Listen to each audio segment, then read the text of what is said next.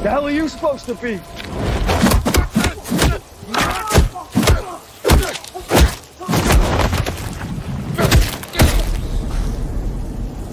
I'm vengeance.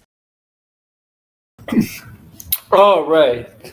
Welcome to Laying the Smackdown with your host, the AW Air Order. Welcome to my sports channel. Sports channel, yes, you heard it right, folks. Sports channel. AW Air Order presents you Laying the Smackdown for wrestling and sports related content. Welcome to It's All About Wrestling, episode 144. 44. Okay? Yes. 144th episode was all about wrestling. A lot of shows. A lot of shows are done. Right? A lot of shows. And I appreciate everybody joining me for this show, whether you're a wrestling fan or not. Welcome to the show. Make sure to like, share, subscribe, comment below. I did do a gift sub, one person. Thank you. Whatever. Okay. Make sure to like, share, subscribe, comment below. Do all that. We're going to talk, I think, a majority of WWE. We're going to talk SummerSlam. Okay. SummerSlam. Okay. We're going to review. I'll give you my thoughts. Talk about the matches. Talk about the endings. Talk about the controversy ending to night 2 of SummerSlam. That's what we're going to talk about. Seth Rollins and Brock Lesnar. Especially Brock Lesnar. The controversial returning of Brock Lesnar. That's what created a wildstorm last night after SummerSlam ended. Was Brock Lesnar returning to the WWE after 2 years, I believe. Last time he was on WWE TV, I think it was SummerSlam in 2023, I believe. Yeah, I could be that. I could be wrong. But I think it was 2 years ago. I think reportedly he was supposed to come back. But you all know the situation with Brock. So we'll talk about that later. Give you my thoughts, my opinion on that. Okay. Also, so we're going to end this before Raw tonight. The fallout from SummerSlam is what we're going to talk about a little bit later too. But SummerSlam, let's go. Let's talk about SummerSlam. Let me talk about SummerSlam. Let me review my thoughts on SummerSlam, the biggest event of the summer. All right, man. SummerSlam. Two-nighter SummerSlam. 2 nights. In MetLife Stadium, located in New Jersey. Okay? 2 nights. Saturday and Sunday. Main events for Saturday and Sunday. CM Punk and Gunther Saturday night. John Cena and Cody Rhodes Sunday night. Okay? That was the main event. Opening matches. Roman Reigns and Jey Uso versus Braun Breaker and Bronson Reed Saturday night. On Sunday night, it was the triple threat match: Rhea Ripley, Naomi, and Io Sky. Those were opening matches, and I mentioned opening matches, and I mentioned the main event matches. Okay?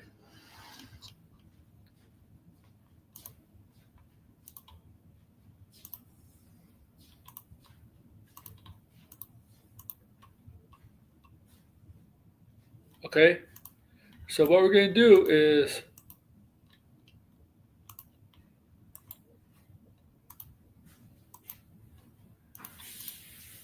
we're going to talk about one-by-one matches, one by one, okay? Okay? That's the plan. So, Saturday night, let's talk Saturday night. So, Saturday night,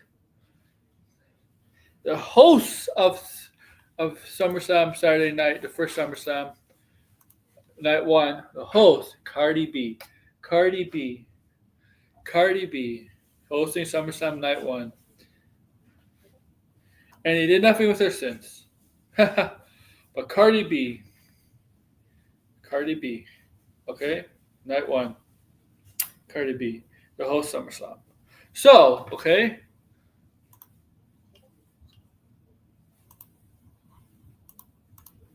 On to the first match of SummerSlam.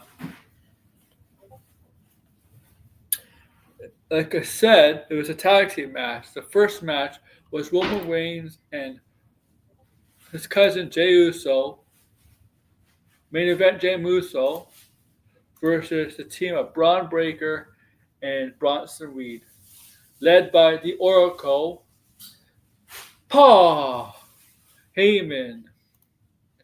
Okay? Paul Heyman.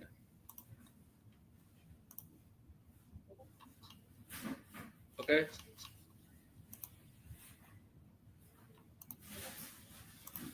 Paul Heyman.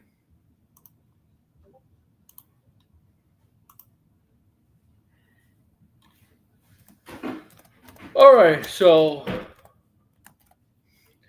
Braun Breaker, and Roman Reigns. Spear versus Spear. Well, it's a tag team match. Alright? This match. I got my prediction right. I got my prediction right who's going to win this match. Now for this card, for this event, I might have been below 500. Okay, well, with the win-loss record, my predictions, I might have been below 500. But in this match, I did not lose. My prediction came true. Okay, so I'm glad in that.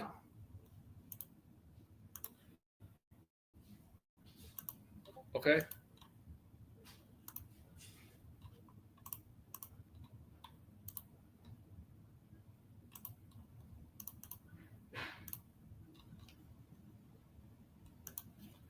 And so, this match, oh my god. This match was a good opening match for night one. And to me, an okay night one. Night one. Night one wasn't terrible. It was solid, but it wasn't it wasn't great. The beginning and the ending was good. The main event was amazing. The main event was good, but we'll get to that later. We're gonna go by one. This match was good. They took beatings in this match, a hard-fought match, beatings.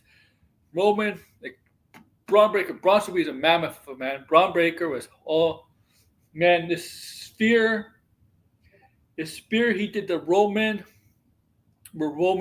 at the ending where Roman pushed Jey Uso, where he took the spear to sacrifice himself for Jey Uso. Oh man, you see Roman withering in pain, right?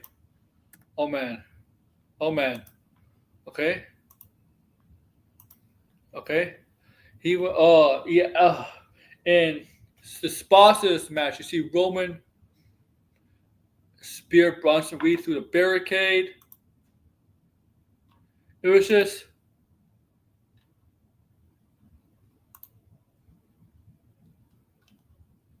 It was just chaotic all over the place.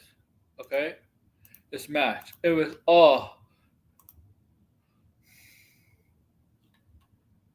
okay. But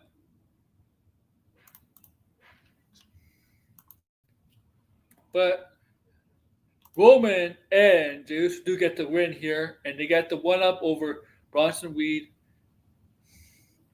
and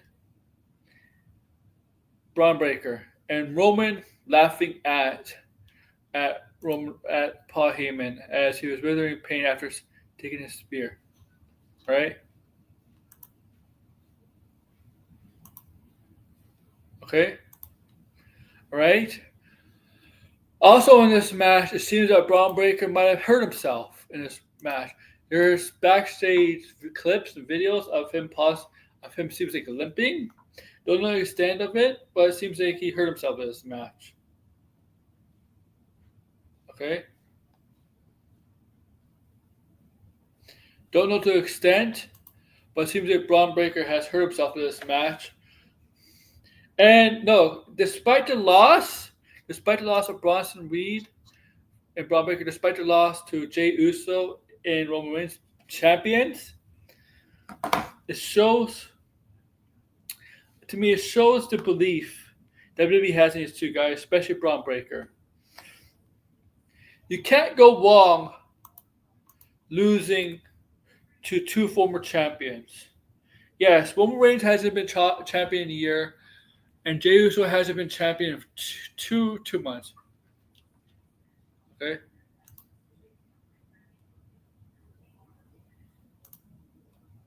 Okay. Can't go wrong with that. Can't go wrong with being in a match like that. It only can help you. It only can help you, especially at a premium live event, and not just any premium live event. SummerSlam. Okay. SummerSlam.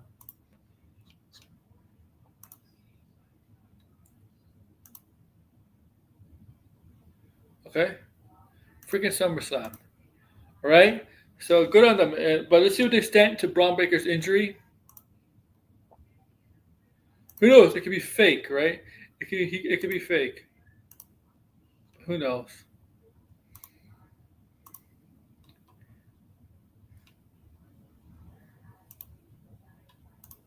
Who knows? The extent of his injury. Okay.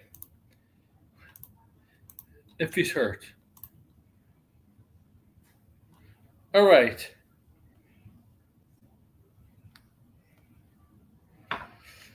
Moving on. Moving on, guys. Moving on to the next match. The women's tag team titles match between Raquel Rodriguez teaming up with Roxanne Perez. Roxanne Perez, who is taking the place of the injured Liv Morgan.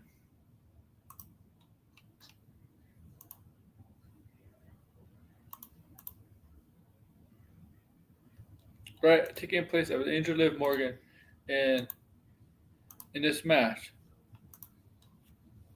Okay? To take on the challengers of Alexa Bliss and Charlotte Flair. The very odd, two very different like wrestlers, right? And that's what makes their tag team unique, is how they're so different. That's what makes it fun, right? Makes it fun between the two. Okay?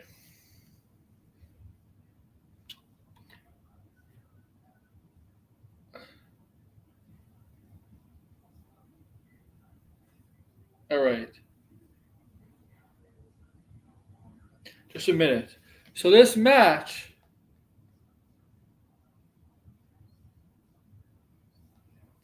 I'm looking for something here. Was solid. It was solid. Okay, for what it was.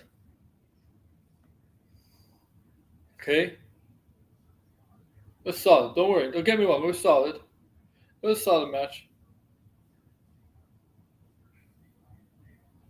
Okay. Let me get that out of the way. Well, I don't know why I have that. Okay. The story of this match was really the ending. Basically, the ending of this match was really the story, okay? What's the ending of this match? Okay. And what I mean by that, would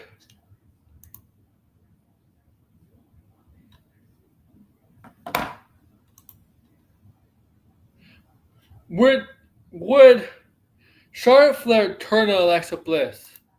Will she turn on Alexa Bliss in this match? Okay? That's the story of this match, was really, will she betray Alexa Bliss in this match? Okay? Well, to set this up, it seemed like she might have thought about betraying Alexa Bliss, okay? She thought about betraying Alexa Bliss. Okay, betraying Alexa Bliss. Right? Alexa Bliss looked at Charlotte. Alexa Bliss had Roxanne Perez in her grasp. But Cowboy goes up. Alexa Bliss looks at Charlotte. And Charlotte's hesitating, like thinking. Alexa Bliss like, what are you thinking? What do you think? You better not, you better not. And Charlotte all of a sudden, big boots with Cowboy Rodriguez. And then Alexa Bliss finishes off with Roxanne Perez and become the new women's tag team champions. Okay?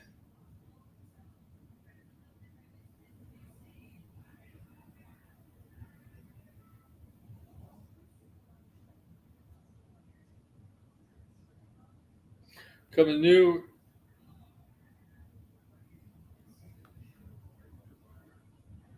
Okay. Right? Or and they become new tag team champions. So, they're continuing this story, obviously. Sorry for the dead air. They're continuing this story, obviously, because how popular, and how over this team got. Right?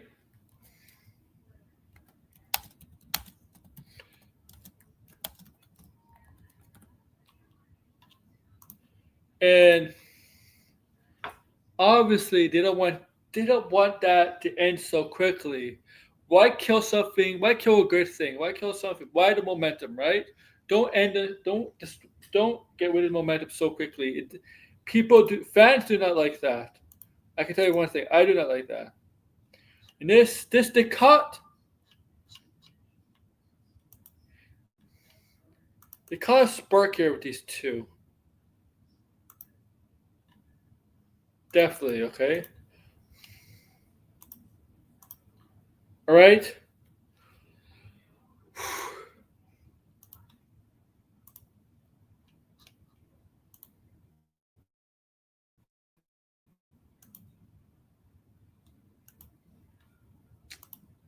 Let's go. Move on to the next match. Yeah, next match was Sami Zayn versus Karrion Kross. So this match was Karrion Kross to try to prove Sammy, you got to do this, you got to do this, you got to do this, you got to go dark side, you got to go to the dark side, you got to play not by the rules, you got to have a vindictive side to your right. And Sami Zayn was trying to prove to Karrion, I don't need that to succeed, to get where I go. So this match was about if Kross wins, Sami Zayn has to admit Kross is right. If Sami Zayn wins, Kross has to admit Sami Zayn is right.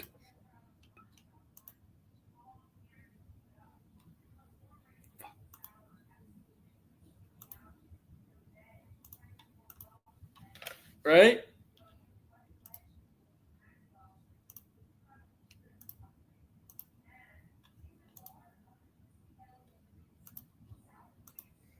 And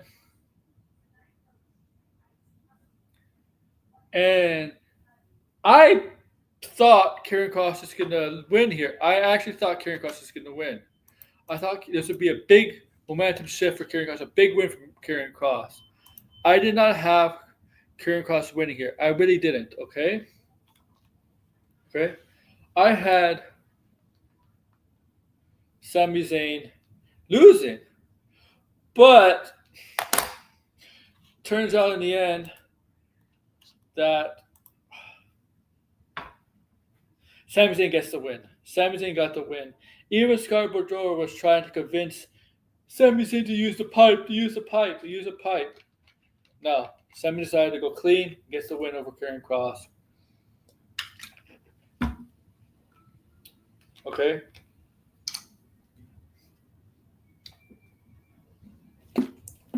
Okay. That means next we got Tiffany Stratton versus Jade Cargill for the title on SmackDown, right? So I originally predicted Jade Cargill to win and become the champion. I did. I had that thought.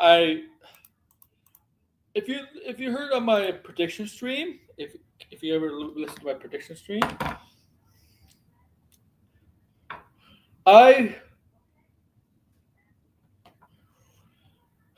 I always believe that both of these wrestlers are better as heels. Okay, they're better off as heels, both of them. Okay, but only one of them would turn heel. I felt like both of them are better off as heels, and this match to me is like it was the worst women's match of SummerSlam. Okay, this don't get me wrong, they're two incredible talents, but of the four women's matches on the main card, it was the least. it was it was less exciting than the other three matches. The other women matches were much better than this match. I'll say that. And I don't know what it is. I mean, I think the thing is, I think Tiffany Stratton can have a good match with anybody. Jade Cargill, on the other hand, I don't know. I don't know. I think, okay, I don't know. And I really thought they were going to pull the trigger here with Jade Cargill becoming new champion. But Tiffany ends up hitting a moonsault. She hit the fucking moonsault to finish off Jade. I thought she was going to kick out. I thought it's going to be one of those things where she kicks out of the moonsault to look strong and to make Jade look strong, like unbeatable and invulnerable, things like that. But she took it. She took it and lost. She took the pin after moonsault. And I'm like, when I saw Jade take that from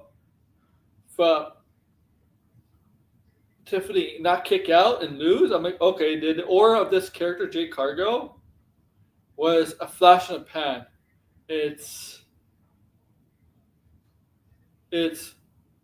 Yeah.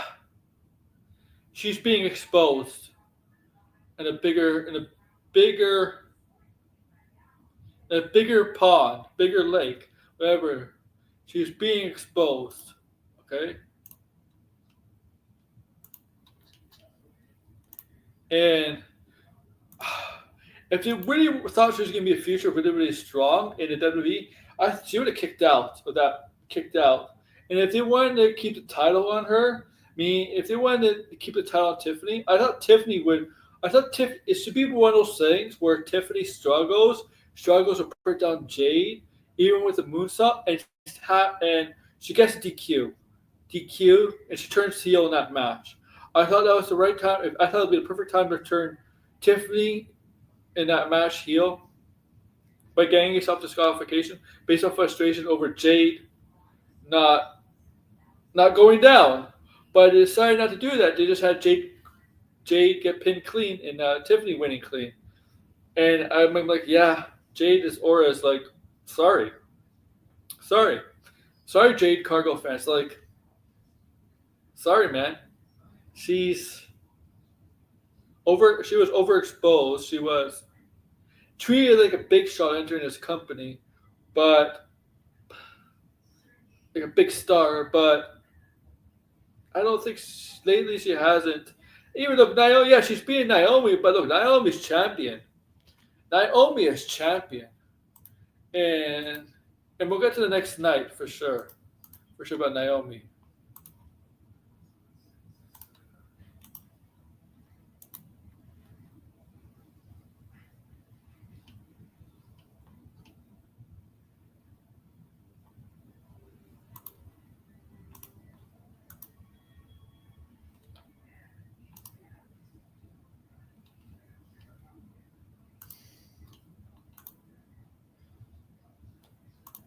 Okay.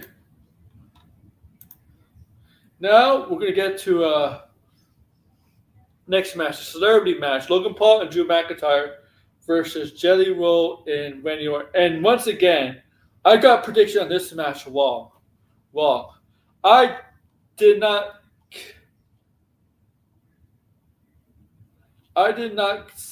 get. I think on night one, I think I lost majority of my predictions. I was under 6 because there were 6 matches. So I did not. So I lost this match. I thought Jelly Roll and Randy Orton was going to get the win here. I predicted him to get the win because it's a celebrity match and really doesn't really do anything for Randy Orton and Drew McIntyre going forward. But in the end, Logan Paul and Drew McIntyre got the win here. Crazy brutal match. Used our announce tables. Jelly Roll took a splash. Jelly Roll took a fucking splash from Logan Paul through the announce table. And he was being not carted out, but he was being helped out. But he decided, looks back, he starts to get involved in the match. Beaten and broken. Also, he had a broken finger apparently from training. And he actually looked good, Jelly Roll. I mean, I wasn't sold on him. in this ring because like how long can he last? Well, he actually looked decent in the ring. Looks like he actually cared. Obviously, Randy and Drew carried the match, right? Of course, Logan Paul also helped carry the match. Like Jelly Roll was definitely carried a lot, being a celebrity, being a singer, a country, right?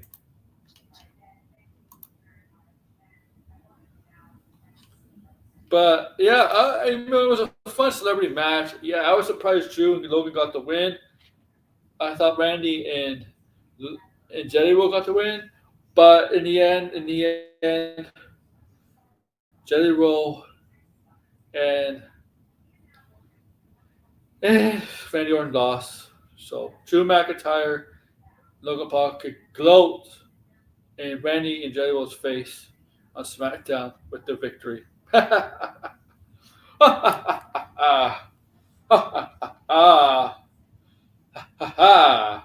don't know. Shit, that was bad. Oh my god. Ha ha! Hi, folks. Double J, Jeff Jarrett, Double J. I don't know. All right, main event time. CM Punk versus Gunther. And boy, this match rocked. Right? This match killed it. This match killed the main event night one. Okay? This match was brutal. Brutal. Took every ounce of energy out of Punk and Gunther in this match. And it was brutal. Like Gunther's matches are always brutal. Right? Always fucking brutal. Brutal, right? Always brutal. And Punk can be brutal as well. Okay? Man, he was slapping Punk. Oh man, this is a hell of a match. A great technical match.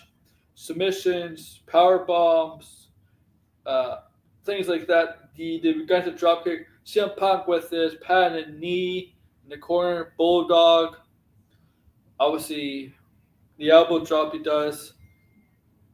And he does on the top, but he does the Macho Man, gesture, taunt before he does the elbow drop. And also, yeah, and Gunther's nose got busted open, and he was fucking bleeding. Oh, his face was fucking red, over full of his own blood. It was over, and it definitely affected him in the match because it made it hard for him to see. And that was not an accident. That was not an accident. At first, I thought that would have been an accident. It's an accident in the match, the busted open part, where you see Gunther's blood pouring down his face. When I saw that, first I thought it was an accident. Then I read, no, that was actually a planned spot. A planned spot. Okay? So I'm like, okay, it's planned. Okay, cool. Okay.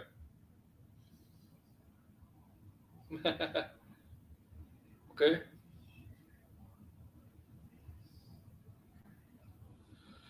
Right? And it definitely made it harder for Gunther because, he was busted open and couldn't see, getting tired, fatigued quickly. Oh, man. And then, obviously, Punk hit him with not F5. We go to sleep, not once, but not twice. Gets the pin and celebrates becoming champion. After returning back for WWE, he's world champion once again. Okay? Once again. Celebrating. And Michael Cole, CM Punk is the world champion. Then all of a sudden you hear freaking Seth Rollins' music hits. Comes out with Paul Heyman. And, looks like a knee brace with crutches. Right? Teasing Punk. Just messing with Punk. Let him know when I'm ready, I'm coming after you. Okay? And this is where it happens. Turns his back, and looks like he's heading back to the gorilla position, but he's like, no, he turns around, drops the crutches, unstraps the knee brace, takes off the knee brace, and he was not injured the whole time. It was faked. He played everybody like a fiddle, like CM Punk a fiddle. He wanted everybody to think he's hurt, but he wasn't hurt. He wasn't hurt the whole time. He tricked everybody. He deceived everybody, and a lot of people were calling it. A lot of people were calling it because of the mysterious nature of behind the scenes about the injury. Like, is it a work or is it a or is it a or if it's real? Well, it was a work. Turns out to be a work, and he worked everybody. And when I mean everybody, I mean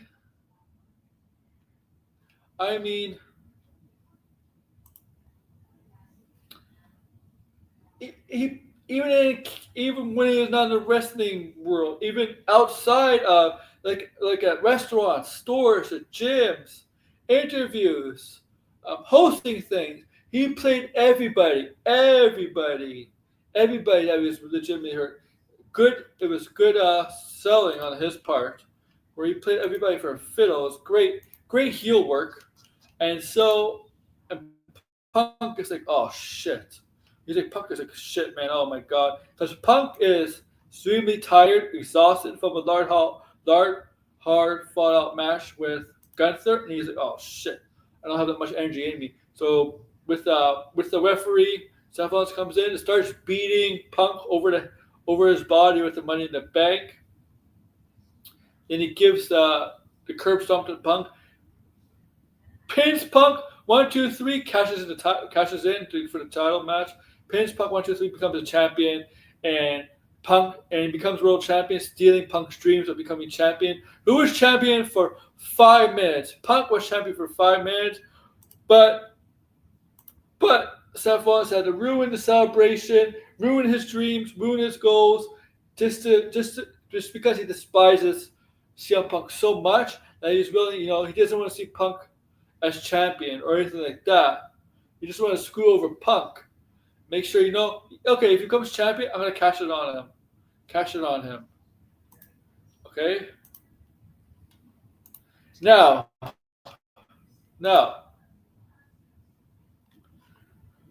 why did he wait till after? Why did he wait? Is it because he wanted to win the celebration? He wanted Punk to win? But why after Punk winning? Why can't he just cash it in and make it a triple threat match and not even Punk have the belt for 5 minutes? Why not just cash it in and make it a triple threat match? I mean, to me that seems more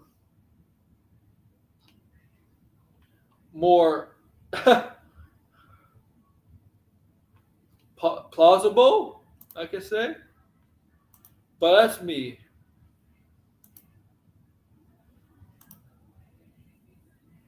Okay. All right. But why would he do it after Punk's won? I understand he doesn't want Punk to be champion, but Punk was actually a legitimate champion for at least 5 minutes. So he got a taste of gold for 5 minutes. Why let him? Why let him be champion for 5 minutes? And this is the second time he has done something like this. Even though when he's done it at WrestleMania in 2015, he turned that into a triple threat match, right?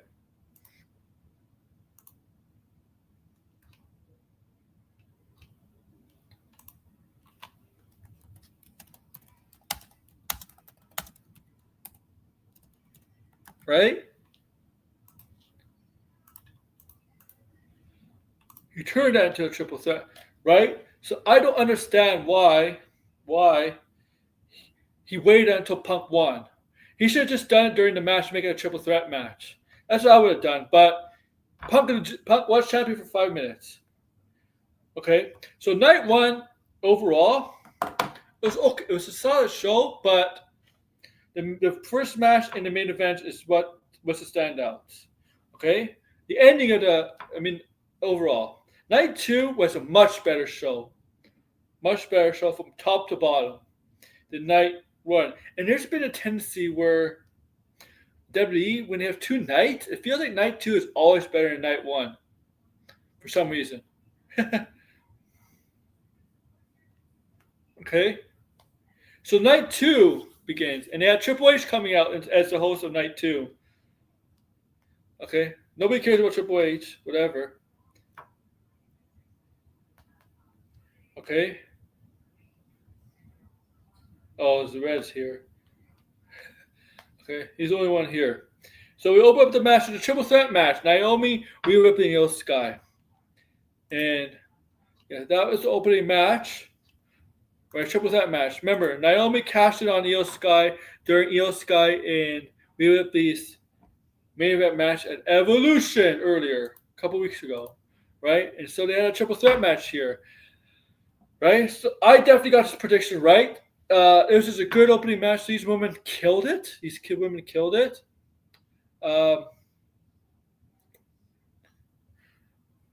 It's Naomi sneaks the win, gets away with a win as a heel should.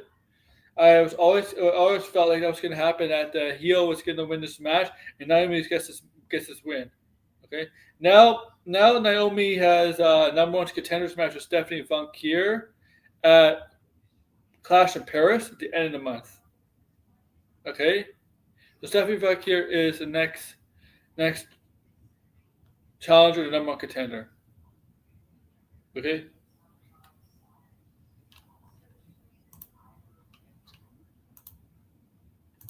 Second match. There were 6 matches in the card, okay? What was the second match? Oh, I had it.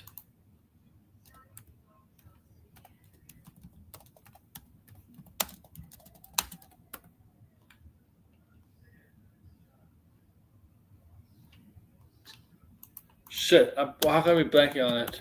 Fuck.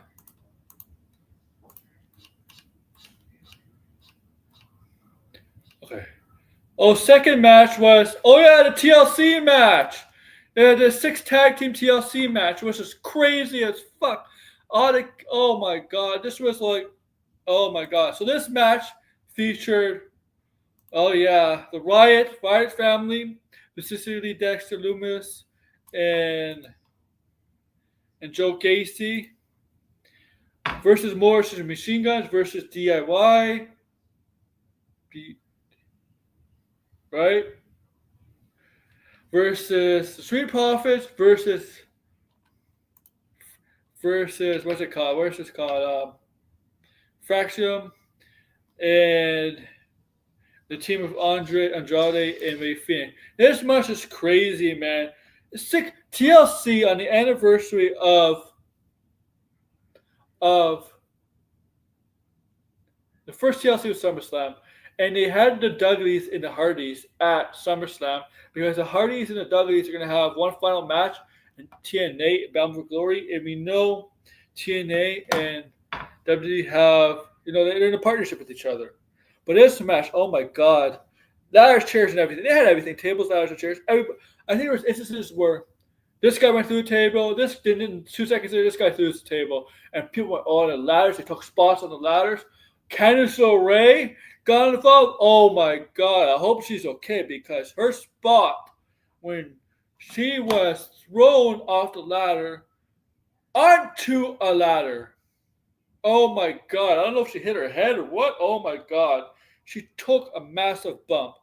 Oh my god! Candice LeRae is nuts. Okay? She's freaking nuts. She's insane. I'm telling you. The bump she took in that match, and everything. This match, very creative. We got all these, and the Riot family. Everybody tried to get in, right? To help the Riot family. Nikki Cross came in. Eric Rowan, even Uncle Howdy tried to come in. Okay. Oh man. Shut up, Red. Oh my god, she came in. Oh my god. And Nikki Cross and Michael Cole. Whatever, alright? But the brides retain here. I mean, Dexter Lumis and what's his name? And Joe Gacy retained here. Okay. Oh, a very chaotic match.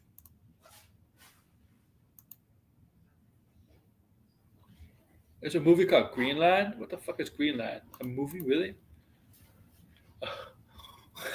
Greenland 2. What? I didn't even know it's a Greenland 1. The next match was the women's Intercontinental title match: Lyra Valkyria versus Becky Lynch. Now, if Lyra Valkyria loses here, she cannot challenge for the Intercontinental title as long as Becky is the champion. And this match was a no DQ match. Okay, no counters match, no last chance match, whatever. So, rules, no rules. And holy shit, oh my god, these girls took a beating. Especially Lyra Valkyria. Oh my god. Candlesticks, wrench, screwdrivers, chairs. Oh my gosh, she took a beating in this match from Becky. Becky took a beating, but not to the extent of Lyra Valkyria. Lyra Valkyria, well, she's small too. She's not like she's one of the smaller girls too. And she took a freaking beating in this match. She literally had a toolbox, even used fire extinguisher. Like, oh my god, Becky was vicious in this match with her. Extremely vicious with her in this match. Oh, she even taped Lyra Valkyria's hands together, where Lyra for a while couldn't use any moves with her hands. She could kick though. She was able to kick.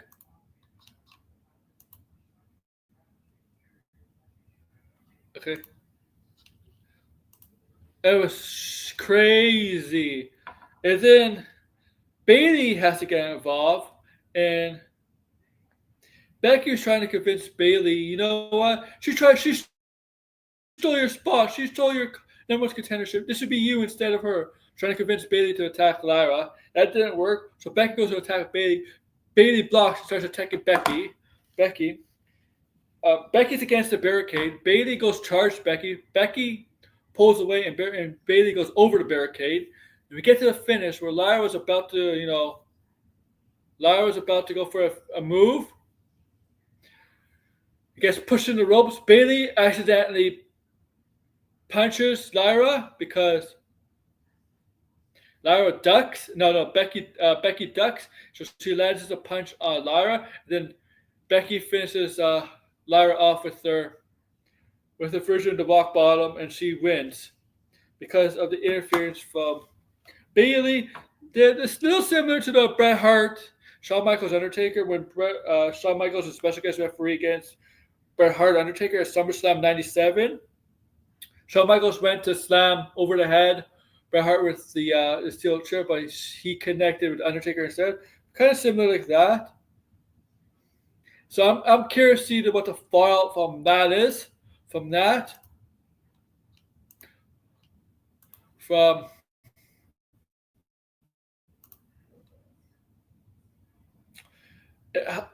how Lyra Valkyria is gonna feel. How's she gonna feel after from that? Okay.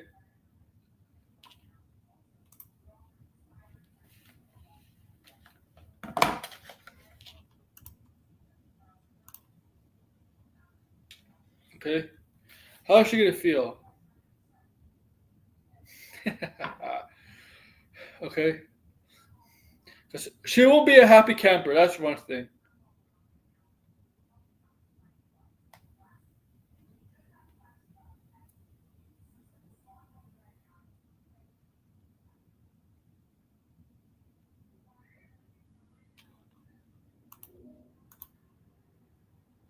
Okay.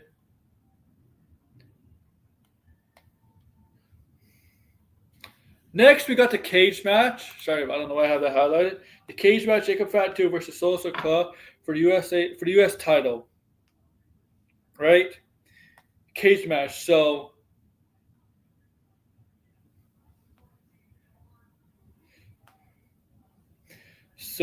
I mean, it's obviously the win is escape the cage, get pinned, or whatever, right? And Solo Sikoa obviously had I don't know why I call it NFTs.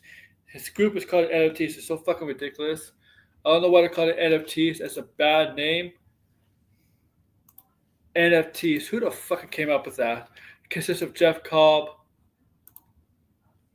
Cobb Hikaleo, and the worst Tonga brother. And this match was probably the worst of night two. The worst match of night two. Definitely the worst match of night two, I would say.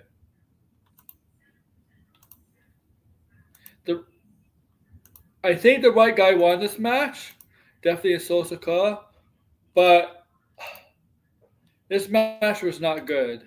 Like, was a great match. It was a good match. Okay? I mean, it wasn't terrible. They might NFT might TFFs. Okay. What were you say?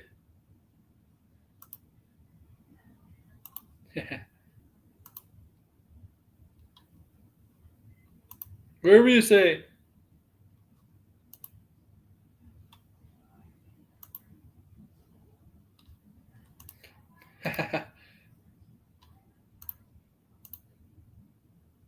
That's funny though. I actually found that funny.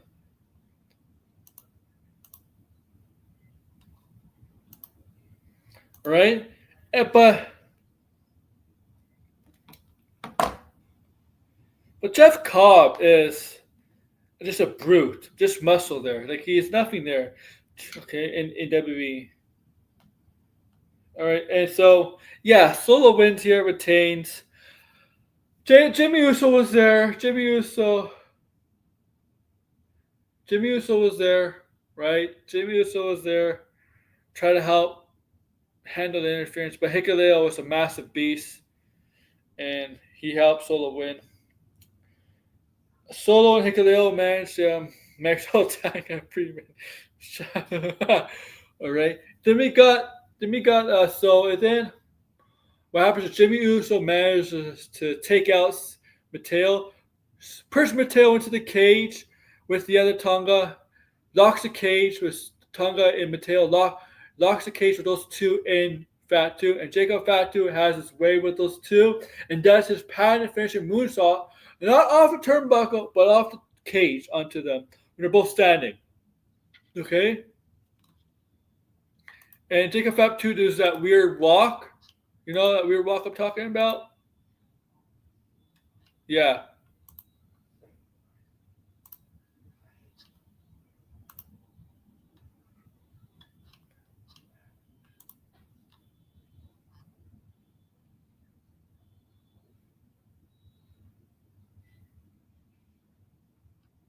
Okay.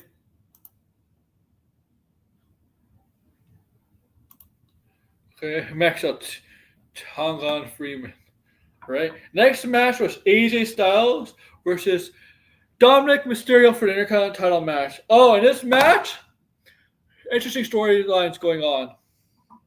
This match was the anniversary of Rey Mysterio versus Eddie Guerrero with the papers of who legally owns Dominic Mysterio back in the day.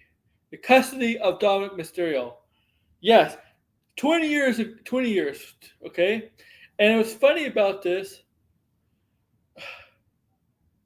AJ Styles comes out with a lowrider with his son in it, lowrider, and his pants were very reminiscent of Eddie Guerrero, what Eddie Guerrero wears. And the lowrider was, the hydraulics. Right? And he was just, he was toying with Dom, messing with Dom, right? Messing with Dom, getting under Dom's skin because Dom, obviously, 10, 20 years ago, was the focus point of the Eddie Guerrero and Rey Mysterio storyline.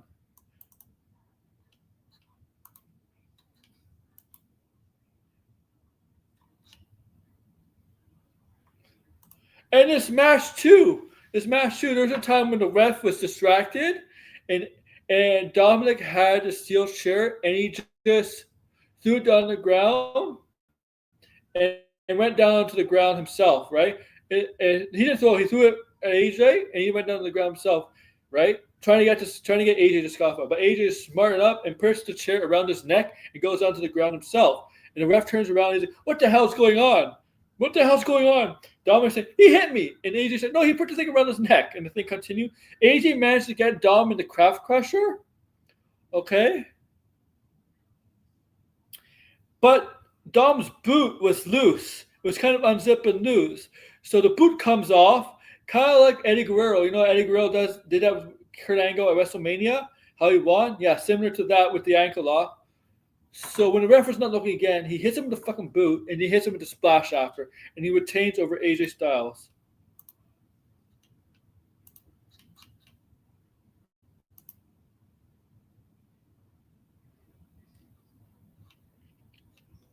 Okay, so taking a break there, like taking a little, right?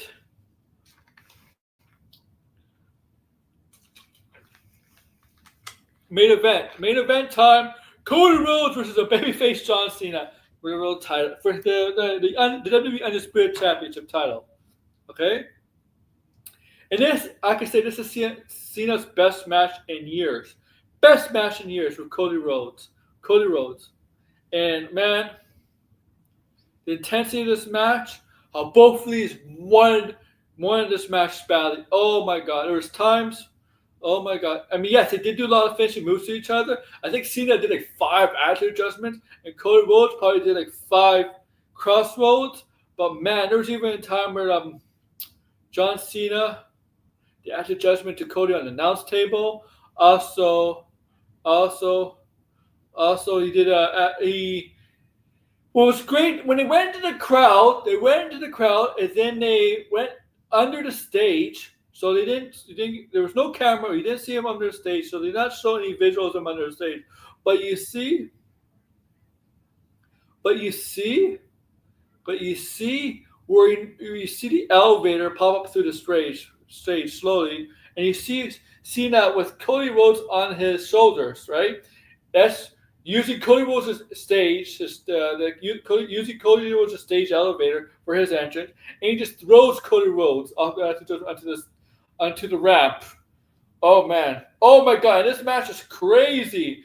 Yeah. Cody kicked out of a top rope attitude adjustment. So here's the 3 crazy attitude adjustments Cody kicked out. Getting attitude adjustment at the announce table, getting thrown attitude adjustment on the stage, top rope attitude adjustment. Okay, it's crazy. Okay. And Cena kicked out a bunch of crossroads. Cody Cutters involved. They used, and there was time where Cody was like, "Is Cody gonna do it? Is Cody gonna go to the dark side? Is he gonna show some ridiculousness here to win this match?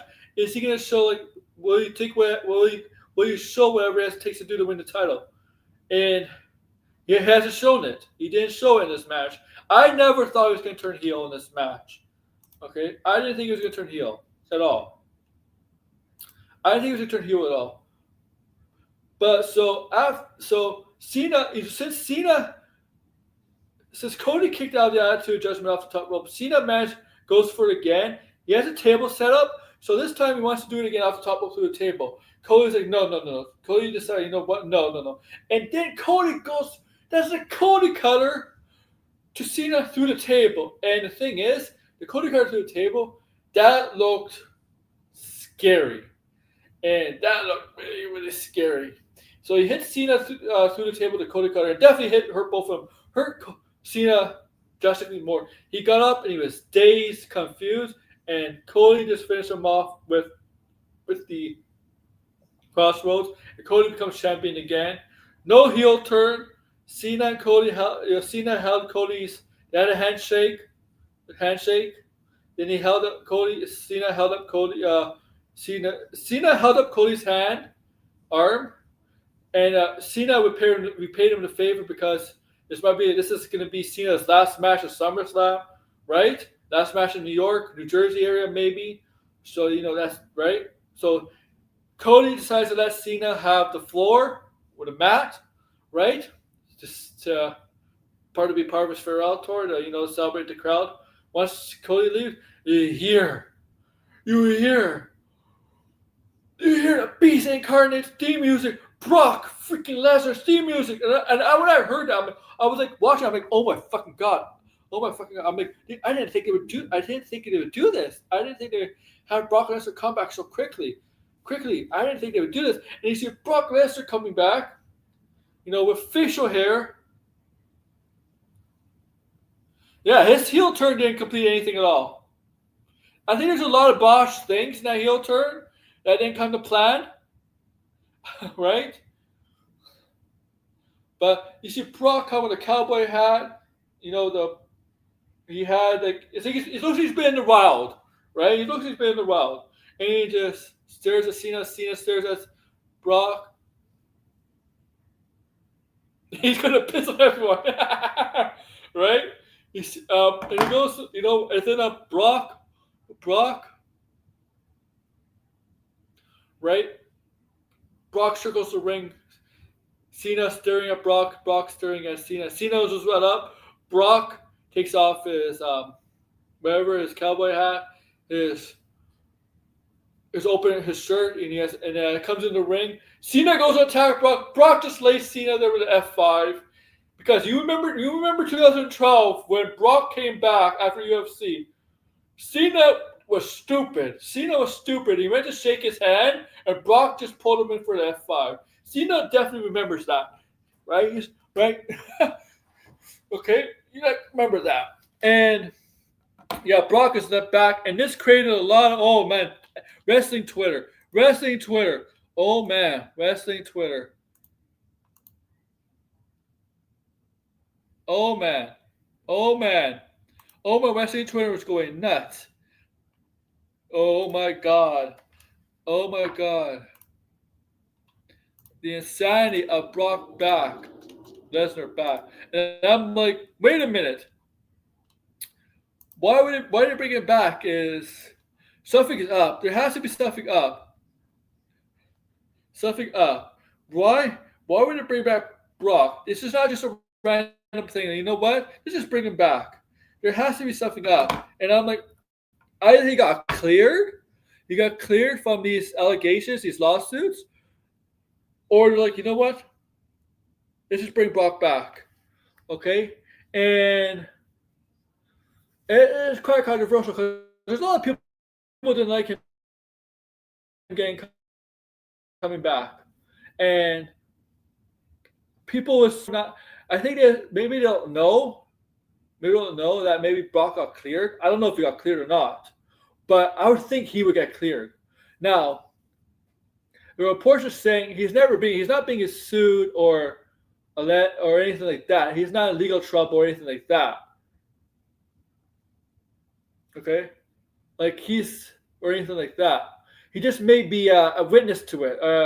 Part of he may just have to go on the stand, but he's not really getting charged or anything like that. I don't know. I don't really know the legal ramifications of this because I don't know what since the lawsuit, what has changed? I mean, you could listen to Dave Meltzer saying WWE lawyers or TKO lawyers cleared him. But the thing is, how do you trust WWE and TKO lawyers? How do you trust them? I really don't know. Now, there's another report saying, now, if this is true, Cena, if it's true, Cena's image can be badly damaged by this, okay? If it's true Cena requested Brock, then there's no good on Cena. I know him and Brock have history, and I know throughout this year, besides Cody, everybody's wrestled in this year, in his retirement year, he has history with CM Punk, Randy Orton, right? Specifically. And Brock, right? Obviously. But if this is true, it does not look good on Cena if he requested this. And I don't have a problem with Cena and his finally requesting who to work with. But it's the people he chooses to work with, right? It's who? Like Brock Lesnar, like, you really want to go down that rabbit hole, that well? Is there something up with this whole thing with Janelle Grant that we don't know publicly? That's been, updated, like what's going on with that case, right? I mean, WWE can't just if it's true if it's true their lawyers, if your lawyers gave it a go, I don't believe that for a second. I don't believe that for a second. But whatever. I mean, you can't trust corporate lawyers, right? Lawyers for your company, right? You can't trust lawyers that you employ, okay? To vet things, right? To vet employees in your company. I'm sorry. Especially somebody like Brock Lesnar. Yeah, he decided he stopped doing a press conference because he knows he's gonna get questions on that. Triple knows. Okay? He knows he's gonna get questions. Not a good look. Not a good look.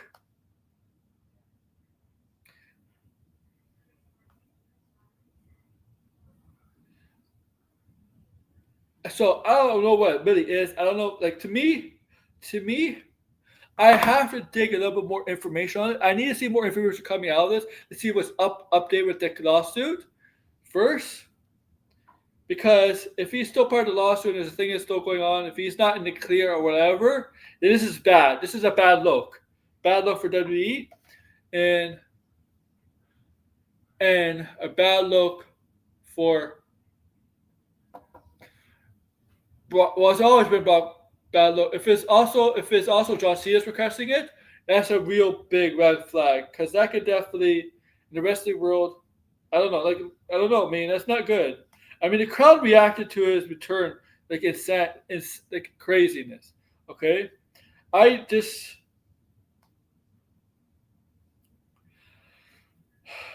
gotta find. I hope as the days trickle in, we find out more information about this because I gotta get a sense of what's up with Brock.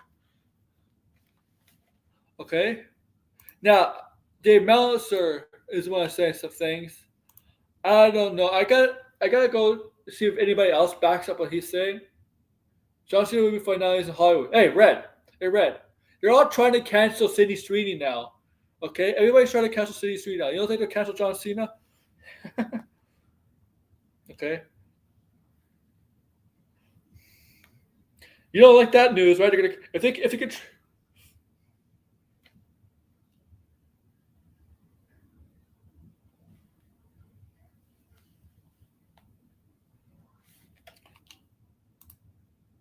Okay, but let's see, man. I mean, let's see. I mean, look.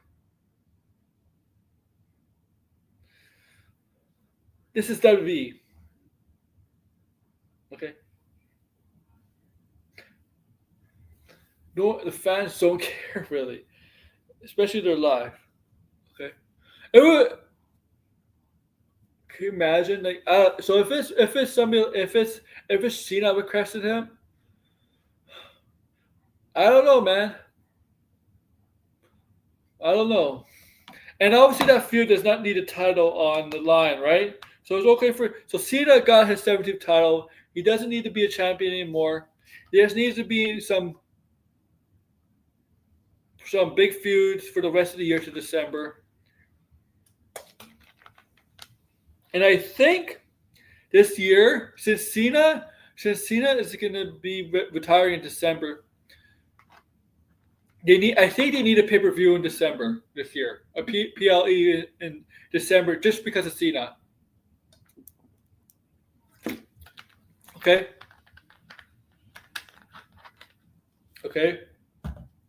They've been skipping December, but I think this time let's have one in December. Don't have them on a Raw fucking SmackDown. Okay? Have a PLE for Cena to retire in December. And Brock and Cena probably at Clash of Paris, probably. Instead of having wrestlers, I know he chooses, instead of having wrestlers that he picks, maybe he could pick some wrestlers that we haven't seen in a match with.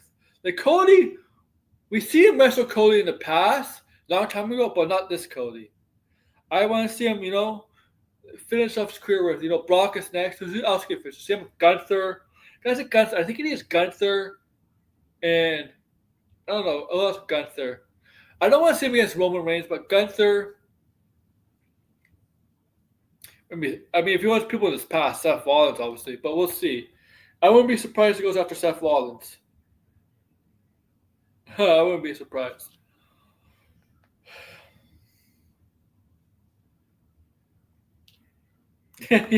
Yes. Cena's gonna get 18, the 19, the 2021. He's gonna get the 100 titles, right? No. What? No. He's gonna make.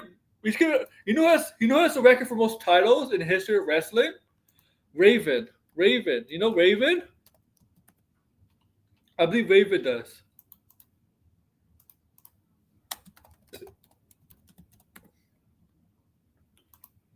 You know how many titles Raven has won? Okay.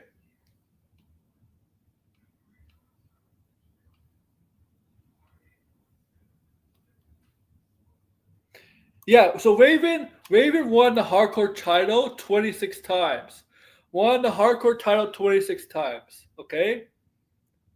He won the hardcore title 26 times. Okay?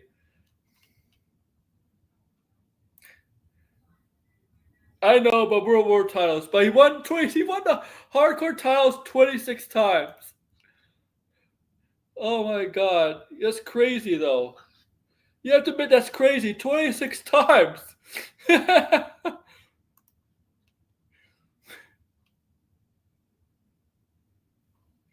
They botched.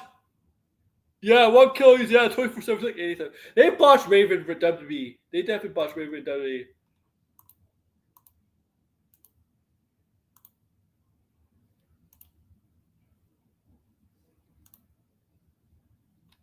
All right. But Brock, man, this is gonna be. Well, I don't think Brock is scheduled for tonight. I don't think it's scheduled for tonight. So, yeah, I don't think it's scheduled for tonight. Brock.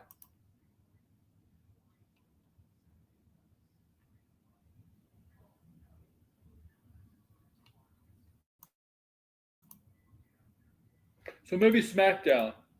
Maybe SmackDown is scheduled.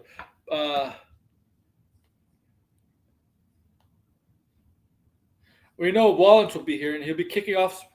Rollins will be here kicking off Raw. I want CM Punk just to come down the ring with a steel chair or whatever and be legitimately pissed off. Be pissed off. Man, this is the second time. This is the second time CM Punk got screwed at SummerSlam. We got cashed in at SummerSlam. You remember that? Alberto Del Rio cashed it on him. We gave him Kevin Nash, gave him the powerbomb, the jackknife back in 2011, and Alberto Del Rio cashed it on Punk. Second time.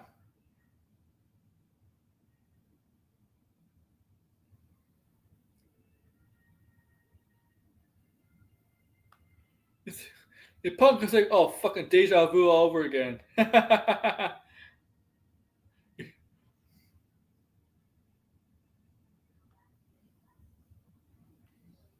All right. We got 8 minutes of Raw. I'm gonna watch that on Netflix, not on. All right.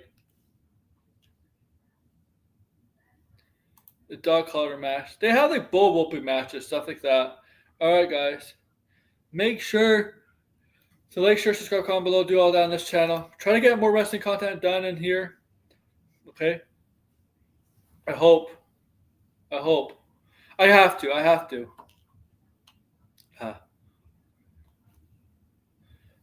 Okay.